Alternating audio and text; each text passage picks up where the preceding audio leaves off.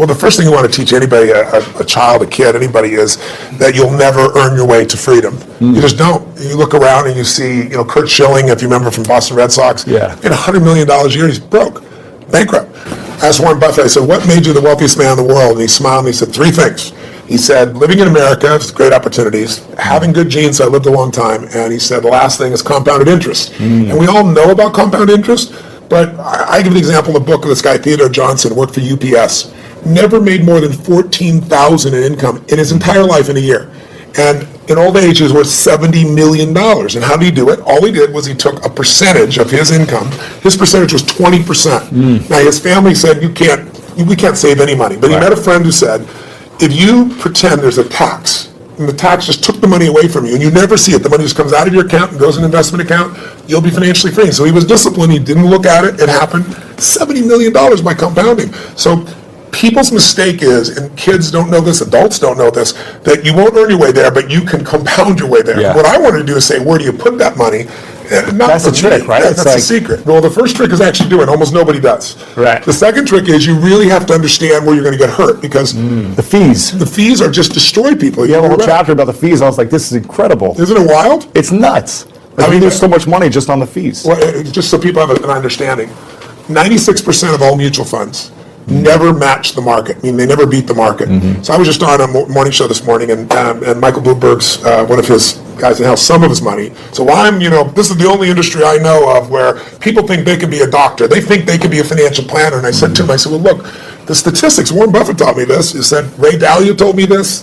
David Swenson, who took Yale from $1 billion to $24 billion in 2 decades. These are people telling me this. Right. Nobody beats the market except a couple of unicorns that nobody has access to. And I said, I didn't say you're not one of them, but I said, here's the truth. 96% of mutual funds don't match the market. That means 4% succeed. Now, what are your chances of picking the right mutual fund? People don't know what they're doing. They put their money in a 401k. They pick a mutual fund not knowing what it is. If you play blackjack, and you and I play, and you get 2 face cards, and your inner idiot says, hit me, I want to get 1 chance in a million when you get an ace. You have an 8% chance of winning. If you try to get a mutual fund, you got the 4% chance of winning. So what I show people is not only do you not get the result, thinking logically, if I hire someone else to do it, they'll do better than me, but in addition, you pay around 2,000% more than it's worth, meaning you get the same exact product, the same stocks. If you own the index, right, you own a piece of all of America's best companies, say the Vanguard 500 index, 500 top companies, that costs 0.17%, like less than 0.2% versus the average mutual fund is 3.17. So compounded over time. But first, just hear that, so you're just like, the average car sold in America is a Honda Civic. It's $20,000. You can get the Honda Civic for $20,000, or you can pay $350,000. That's the difference between 0.17 and 317. But if you look at it over a period of how old are you? 31. 31, okay. So let's assume you and a couple buddies at 35 managed to put aside $100,000, and you manage not to add any more money, but to grow it at 7% in spite of ups and downs in the market. And you're 65. How much money do you have? Well, if you paid 1% in fees, over those 30 years, your $100,000 became $574,000. Not bad for never adding another dime. Right. If you had 3% in fees, had the same growth, but 3% in fees, you now have $324,000. Almost half as much. $250,000, 77% less money.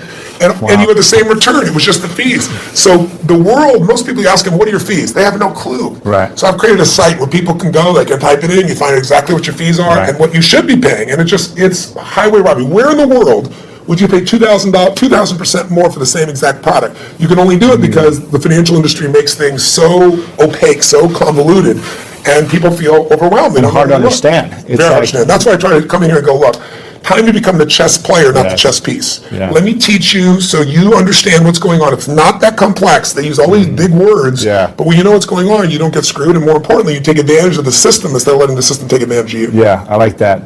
Now, you've coached some of the world's greatest athletes, former presidents, biggest CEOs. Who coaches you? I've had a lot of people asking me to ask you this question.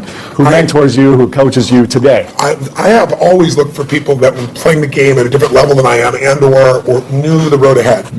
I always tell people anticipation is power. If you ever play a video game against a child, it's pretty disastrous, right? Maybe not for you. You're maybe a different generation. But for me, it's like, it's not the kid is faster and smarter. If they played this game before, like 8 million times, so they know the first shot's here, the second shot's here, the third shot there, and you're like reacting. So when you're reacting to things, you fail. So my mentors have been people over the year, different people. My earliest mentor was a man named Jim Rohn. He was a personal development speaker, just touched my life.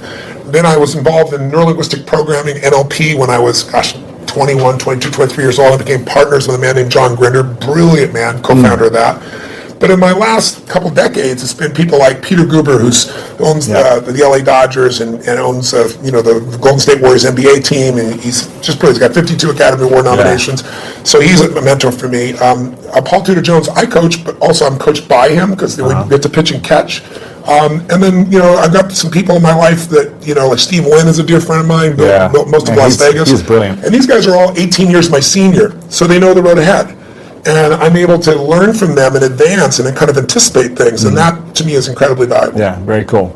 Now, I want to ask you how you personally handle a breakdown. Because I've been to your workshop, and incredible experience. Thank you. And you teach people how to overcome their fears and how to handle breakdowns. But how do you personally deal with it? And do you even have any breakdowns? Yeah, they sent me a list of questions you had just to kind of give me, that was one of the questions. And I was like, it's interesting. It's breakdowns, it's certainly not something I experience. It's not because I'm so talented or so brilliant or so fearless. It's just, you're like an athlete. You're an athlete. Yeah. You're in shape, right? You're not going to have a reaction in your body like somebody who doesn't take care of themselves. Right. So, I don't believe in emotional intelligence. I think it's useful, but I'm more interested in emotional fitness, because intelligence is a capability. Fitness is a state of readiness. Interesting. If you are fit, you can take that demand right now and you can deal with it. You can deal with that physical stress, that emotional stress.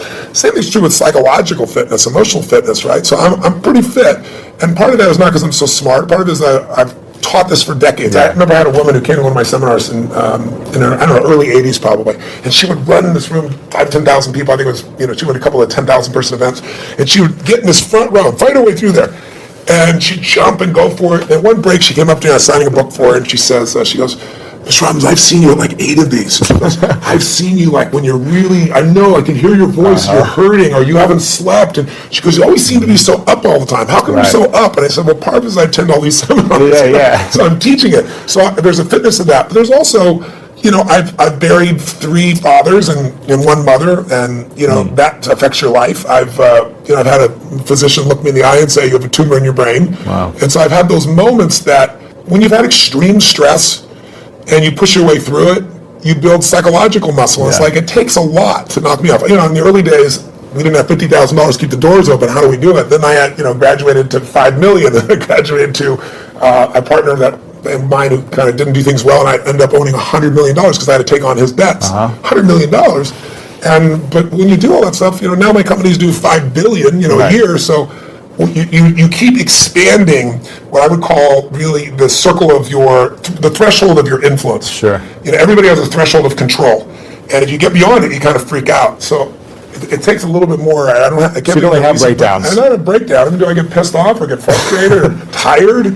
Yeah, but a breakdown, honestly, no. So how do you handle it if you get tired of something? I sleep when I can. Okay, cool. I mean, it's honestly, it's pretty simple. But when I've had challenging times, I mean, I have so many tools. Yeah. I pull them out.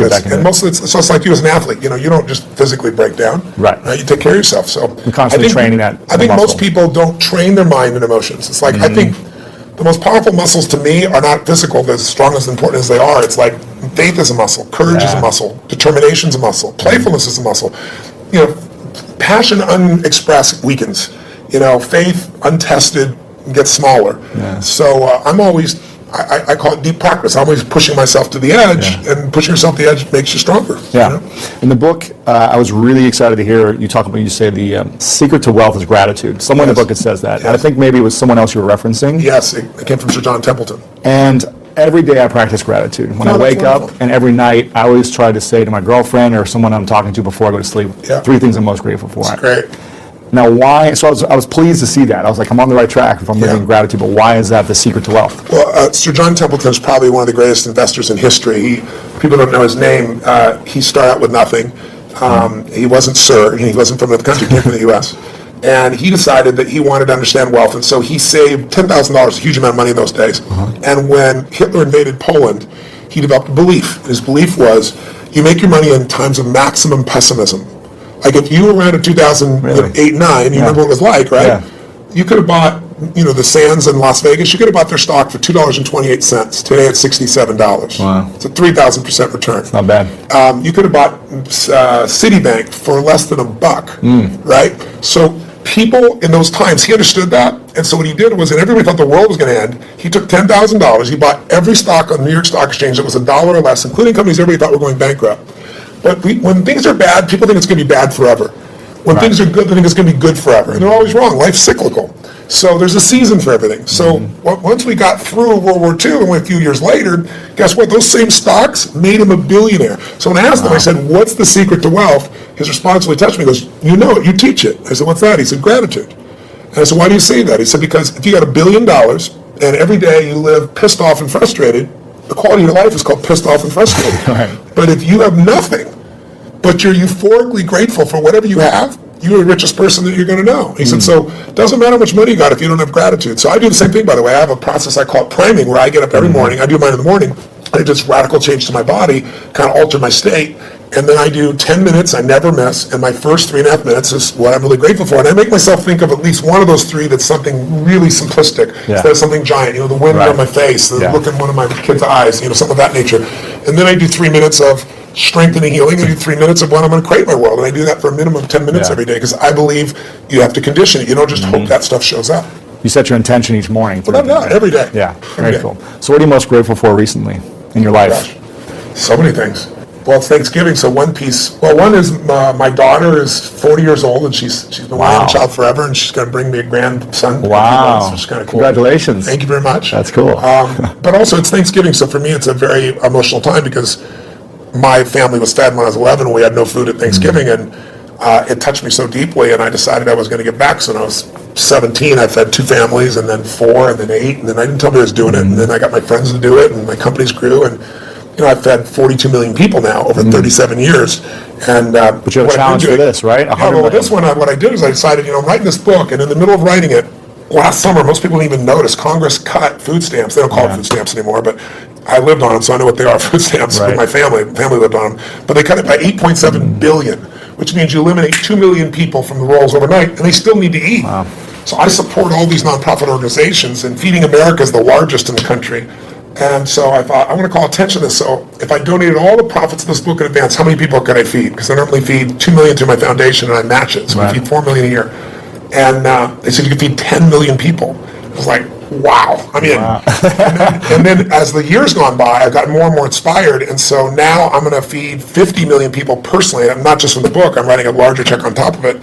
But also, I'm working with Feeding America to get matching funds to feed 100 million people. Incredible. So to go from my family not being able to eat to feeding 100 million people is a pretty amazing sense of gratitude and a sense of grace. And I've done my part, but there's been grace in that as well. It's amazing. It's incredible what you're doing, and very inspiring. So thank you for doing that. So anybody who gets the book, you're feeding I'm not getting from it, it's for you. But it'll also feed an average 50 families every book. 100% is being done. 100%. Not only 100%. More than that. Yes. That's amazing.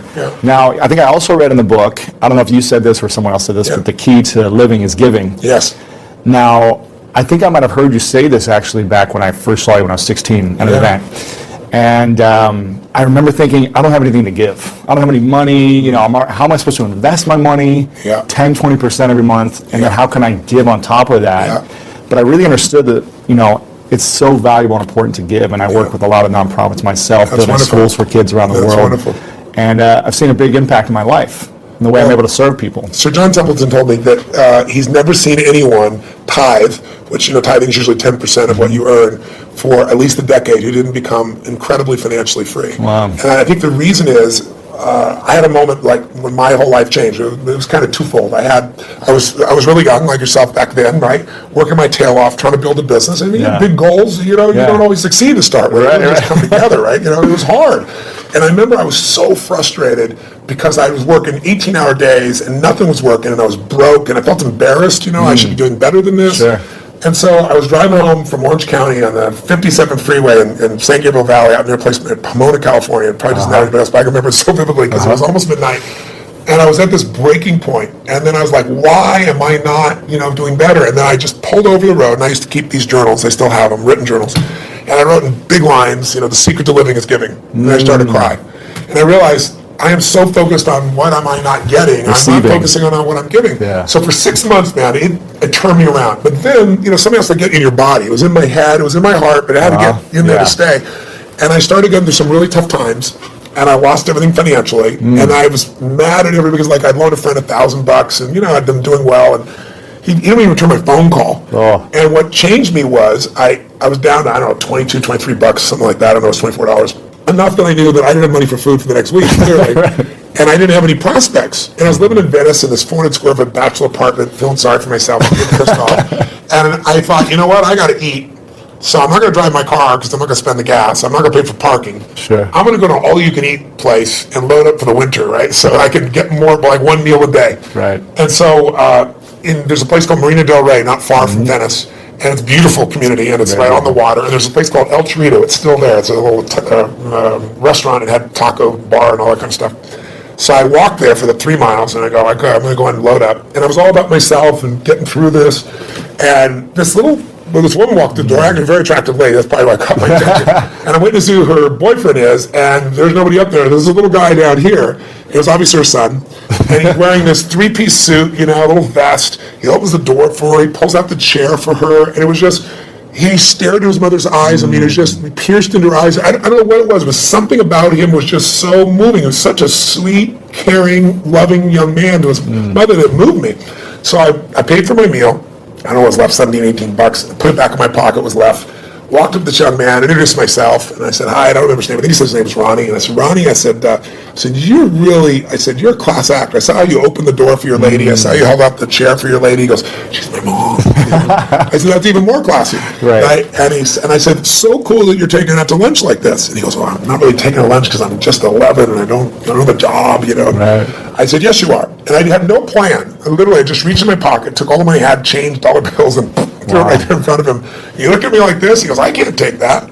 I said, sure you can. He said, well, why? I said, because I'm bigger than you are. And he got this big grin on his face. His eyes got this big. And I just shook his hand. I didn't even look at his mom. And I just walked out the door. But the reason I tell you the story is I had no car. I had no money. I was euphoric. I was like flying home. I was like, I probably looked like an idiot, probably skipping or something. I mean, I was just, and what I felt was, I should have been like, what the hell did you just do? I have no meal. What are we going to eat? Right. I went home that night, I laid out a plan. And the plan was going to take me, 10 days, 2 weeks. So I thought, well, people fast for a week. I could fast for a week, that type of thing. And I had this great mindset about it. And I woke up the next morning, and I get the old regular snail mail shows up. And it's this guy I've called a zillion times who wouldn't return my call. I open it up, there's a check, $1,000 plus interest and an apology. Wow. So I'm sitting there, and I started to cry, honestly. And I was just like, why did this happen, And I don't know if it's true, but I decided that day this happened because I did the right thing. Because I didn't have a plan. It wasn't a strategy. I just thought this little soul beside me, I knew it was right, and I did it. And I didn't do it because I thought I could or I couldn't. I didn't even think about it.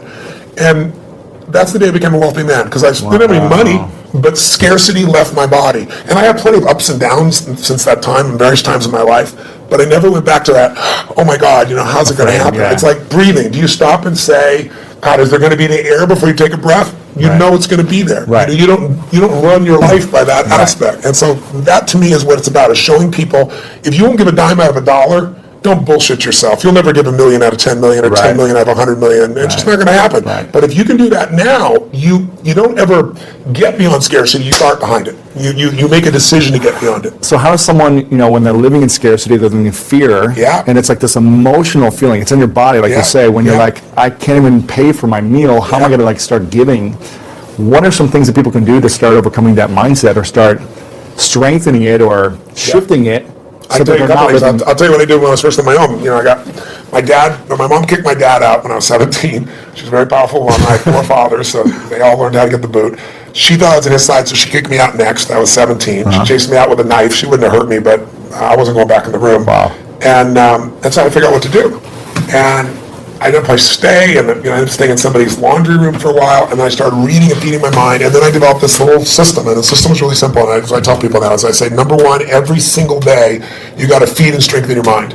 Until you do that, you're always going to be in fear, because fear is automatic. The human brain is designed for survival. It's not designed for success. Your brain is not designed to make you happy. That's your job. Right. And the only way you're going to do it is if you feed your mind, because otherwise, weeds grow automatically. My coach, my mentor, Jim Rohn, used to tell me, so Tony, every day you got to stand guard at the door of your mind. You got to watch what's going in, because if you're not careful, stuff will go in. And he said, all the times it's somebody who cares about you. He said, if your family, if your worst enemy puts sugar in your coffee, he said, what happens? I said, you got sweet coffee. He goes, what if your best friend by accident, or your family, don't mean to, they drop one drop of strychnine in your coffee, you're dead. He said, so life, sugar, and strychnine, and watch your coffee. Right. So every day I decided, I'm old enough, honestly, there was no internet those days. I'm pretty ancient. I used to go to the library, because it's the only place you go. And I'd read biographies. I'd read people's lives, and it would make me go, wait a second, as bad as I think it is, the greatest people in the world had it worse. Sure. So there's something here. So you feed your mind. Jim Rohn used to say to me, skip a meal, but don't skip reading. He said, read 30 minutes a day. I don't give a damn what it is. And today, I don't mean internet crap. I mean, read something, a biography, read something that's a strategy, read something that's going to change your life. And the second thing I tell people is, feeding your mind's great, but you've got to also strengthen your body. And you do that as an athlete naturally. I learned to do that because fear is physical, right? You know where you feel it. And if you go work out, if you go lift, if you go run, even if you're out of shape, you just go for an intense walk, that experience alone changes your life. Every day of my life, the first thing I do before I do my priming, if I'm at one of my homes, I jump in some hot water for fun, and then I jump in freezing water. And I have, a river, in one of my homes in Sun Valley, and I've got cold plunges everywhere else. So I go in 57-degree water, boom. And what it does is, it's teaching my brain, I tell my brain what to do, and it does it. It doesn't feel like it, doesn't want to do it, and every cell in your body is alive, right? So it doesn't have to be 2 hours worth of something. It can be something you do for 30 seconds, but it's training your body to be strong, because a strong body creates a strong mind, and vice versa. The third thing I tell people is find a role model. It seems impossible until you see somebody who's done it. So, Ray Dalio is one of the greatest investors in history. The guy was a caddy, right? His dad was a jazz musician. His mom was a homemaker. He's worth $14 billion. He found someone to mentor him. He found multiple people to model. Right. You don't always find a mentor, but you find somebody you can model. And when you start seeing that somebody else can do it, and you see they really did, you start to believe, you start to get certainty. And then the fourth thing I tell people is it's massive action and constantly change your approach, and then it's find somebody worse off than you are and help them. Because when you do that, it gets you out of yourself. And that's what I really have people do. That's what we do at Thanksgiving. We have our basket brigade where 2 million people get fed. Amazing. Not the one I do, the one that I get people to do. And it's amazing. People go in there and they see, my God, I thought my life was tough, but look at this person's life. It makes you appreciative. It puts life in perspective. Yeah, very cool. Now, talking about feeding the mind, if you could only leave 3 books behind, it's the end of your life. 3 books behind to your kids. Yes. And or the message to the world of here's the 3 most important books that you should read. That's tough. What are those 3 books that all the books I've read through? You only pick 3. That's a tough one. I don't know if I can do that, but I'll tell 3 off the top of my head. I'd say Man's Search for Meaning, Viktor Frankl, because all of us in our lives are going to experience extreme stress. I don't care how much money you have, I don't care how much people love or respect you, you'll have your time. It might be a health issue in your family, it might be something happens to the economy, something happens to all of us. And so to see how people that were put in the most insane, unjust environment, people that were in Auschwitz, how they dealt with that unbelievable situation, and how the ones that thrived in spite of it, and to go through Viktor Frankl's way of understanding how to create meaning in your life. I don't think there's a more important book. I think maybe another one might be As a Man Thinketh, because it's a book that you can read dozens of times in your life. It's small, and it's the core of everything. As you think, so you are. I mean, obviously the Bible is an extraordinary book, or whatever religious document a person believes. I'm personally a Christian, but I tell people whatever you believe, you need to practice it, whatever it is. Because there are many different ways of connecting, to what has created us. And then that's 3 already, but I'll give you one more. I think another one that's important would be understanding the life cycles of humanity. There's a book called Generations. It's a big book. It's, I think, 1,000 pages, 800 pages. Bigger than this book. Much bigger than this book. But it's a book with meaning because it shows you how, as every 100 years, 80, 100 years, we run through the same cycles. Like what we've just gone through economically in 2008 happened 80 years before. And you can go through 1,000 years of Roman history and you see it. And then when you begin to be able to anticipate what's coming, you know how to take advantage of the season. Some people freeze to death in the winter. People that are prepared might snowboard or ski and have a good time. So it's a brilliant book, and it's by Strauss and Howe. It's worth reading. Cool. All right. So those are 4. I'm curious. Why didn't you recommend one of your books? I don't think I'm the best book in history. I'm just teasing. I'd frankly have put some in an event. Exactly. Yeah. Events are incredible. This is a question from your son. Yes. And I said, is there any question you haven't asked your dad that you're still curious about? And he said, yeah. He's pretty calm, actually. He's a calm guy. He's not outrageous like you. He's pretty outrageous. And he said, my dad does everything on such a big scale. Everything is big. Everything is huge, impactful. It's like the biggest it can be, the best it can be. Yeah. He said, but I wonder what's something small he's done that he's so proud of. So is there something small you've done? An example was you giving money to, that child. It was a great example of that. But is there something recently you've done that's so small that you're like really proud of? A lot of people don't think proud is a good term. I think it actually is. Ego is edging God out. That's when you make shit up to make yourself feel good. But I think if you've really done something, you have, and no one could take that from you. And so I'm proud of who I am as a man. I'm proud of the things that, what goes on when the camera's not on. And there are people around me all the time that will tell other people stories about what I'm really like. So I don't have to communicate that to people. It gets shared. So I don't know. There's so many things in life. I don't measure them as big versus small. Sure. My wife was somebody who would see one person and be thrilled, and I had to see 10,000. I think so. She's balanced that out for me. I feel like life is short, and while you're here, I want to have the most impact that I can. So I go deep and I go wide. Right. But every interaction to me is an important interaction, and sometimes that interaction is just being kind. I know it sounds stupid, but kindness can, to the right place at the right time. Somebody can be suicidal, you don't know, and you're being kind and changing their state. Yeah. It's an interesting story of there's a gentleman who wanted to kill Nixon, and he couldn't get access to Nixon. It's a true story. And so he wrote a journal, that's how we know the details of it, and he decided he's going to go after Wallace, and he's going to shoot Wallace, and he actually did do that shooting. And when they read his journal, it was fascinating. He didn't want to kill Nixon because he didn't like him or Wallace. He just wanted to be famous. He wanted to be worth something. And one of the reasons he didn't kill Nixon is he was going after Nixon, and he was this far from the president, and an old woman bumped into him just as he's reaching his pocket to get this gun. And in the middle of this, everything's frenzied. He wants to shoot, become the most famous man, another one of those assassins. And this woman grabbed his hand and said, "I'm so sorry. I'm just so sorry." Really? And he said in his journal afterwards, his hand was on the gun. Wow. And her looking in his eyes with this love in her eyes and this kindness in her eyes, he said, "I couldn't make her witness that," and he put the gun away. Oh, man. That saved Nixon's life. Wow. Right? So we went after Wallace, But that's the power of a moment of kindness. So I think we underestimate, somebody came and fed my family when I was 11 years old, Obviously, the person must not be alive still because I've told the story these last 20 years, and they haven't reached out to me. Yeah. But, imagine what the impact of that was by that one little act of kindness. Crazy. Yeah, amazing. So you go back to 31. You're 31, you're my age. Yeah. What are the three things you do with your money based on the information in this book? We talk a lot about asset allocation, the fees, understanding where you're putting your money, and understanding finding a fiduciary, right? Yes. We talk a lot about that, but what would you do if you're making... Knowing what I know today? Yeah, go back, you're 31 years old, what would you be doing? Well, three things you do first. Well, you have a good income, so we're talking about you, right? Sure. Okay. So you're making 6 to 7 figures. Great, that's wonderful. Yeah. So what I would do in that range is I would take and I would model one of the best masters. If it was me, one of the people, asset allocation, so people are clear, is the one thing that I met with David Swenson. He took $1 billion, turned it into $24 billion in 2 decades, in 20 years. Just mind-boggling. $1 billion a year, right? Just think about that level of doubling. It's just mind-boggling. And I asked him, I said, what are the dials? What are the only dials we can touch? And he said, Tony, to increase your return, there's only a few things you can do. He said, you can make better selections of stocks. He said, you can have better timing. He said, and you can have better asset allocation. He said, the first two will never happen because the first two cost you money.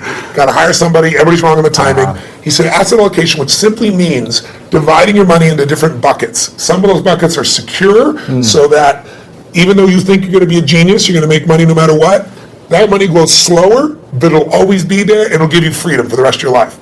There's a growth bucket, which is also a risk bucket. We forget that. Yeah. Because one of the things Ray Dalio taught me, he said, Tony, everybody invests in what they think they know. If you grew up with real estate, you're not a genius, but you made money in real estate, because anybody can when real estate's going up. You think you're a genius. You think you know stocks. Oh, you're a genius, in 1999, right? You're a genius in 2010 when things started to grow a bit. He said, whatever you invest in your lifetime, that area is going to drop 50 to 70%. There's zero exception. He can show you mathematically, and he can show you historically. So he said, you have to diversify, even though you don't want to. And you have to divide these monies up. So every one of them taught me different asset allocations.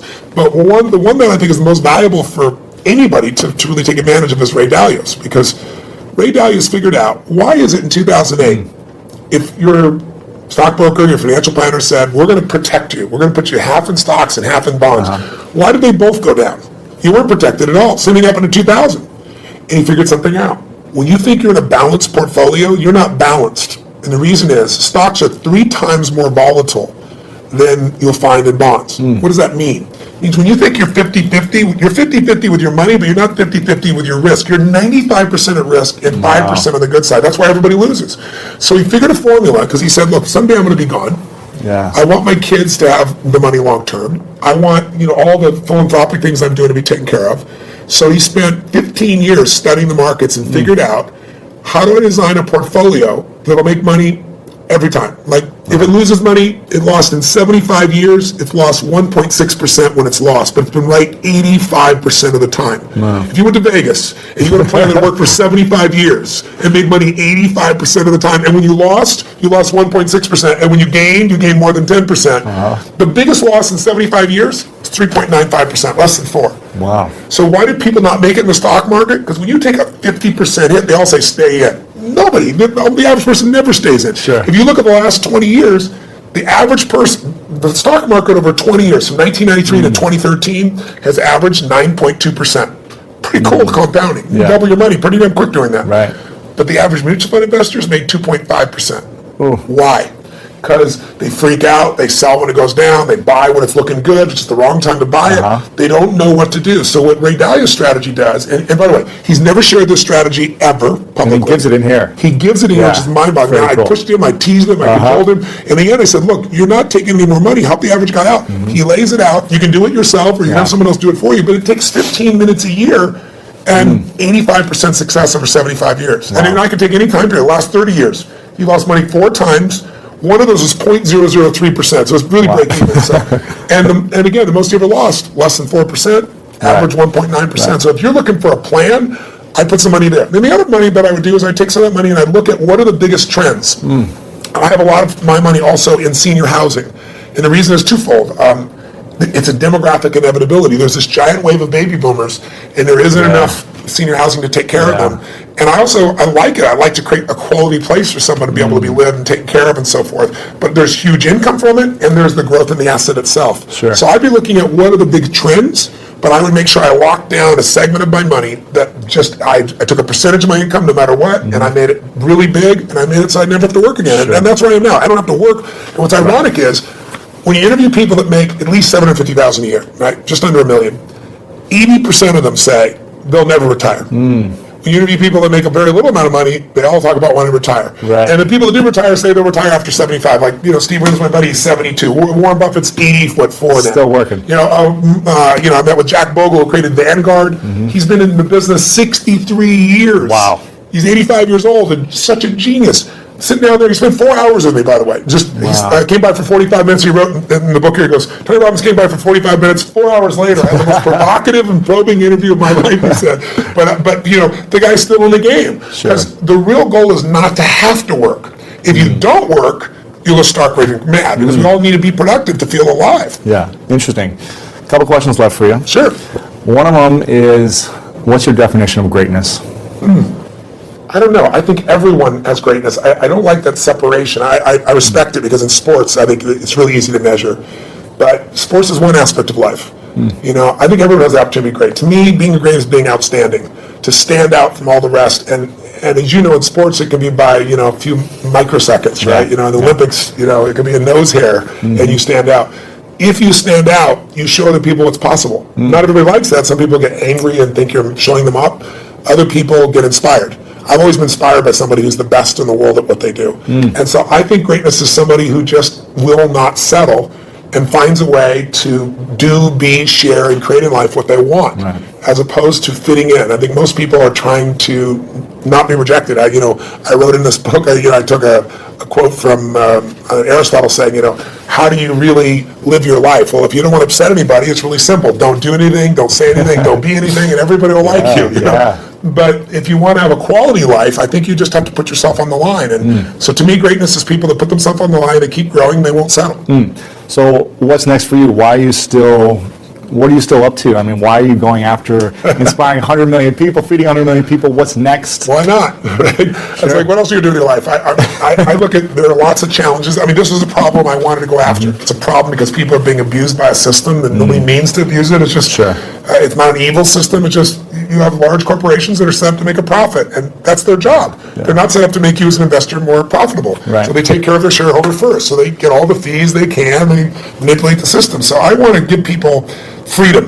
You know, to me that's valuable. But, you know, what I do with my life is I look at what I see that moves me. I mean, I always tell people ask me about speaking, they say, you know, how do you be an effective speaker? I said, don't speak about shit you're not passionate about. You know, and you don't have a true edge where you can help somebody. If you can add massive value and you're passionate about it, then talk about it. Otherwise, shut that, you know what up. You know, that's my view. So when I find things that I'm very passionate about, I like to go deep. I think we live in a Facebook world, a Twitter world, a tweeting world, texting world, where people are, by technology, not realizing they're becoming more and more shallow. I mean, there are people ending relationships by texting now. It's like, you know, just, are you kidding me? They go, why is the person upset? I can't understand. Did you see this? I texted you. And I look at them going, are you kidding? But technology is making us think that our Facebook friends are our friends. I mean, give me a break. There's only a few friends you can go deep with. You can't have 10,000 friends and go deep. And I think a lot of people are dissatisfied because technology is making us go faster and faster. So I look for things to go deep in. And I think in our lives, there's a few areas that matter. Your body, your emotions, your spirit, your relationships, your economics, your business. Those half dozen or so areas I like going deep in, and I'm going to keep doing it.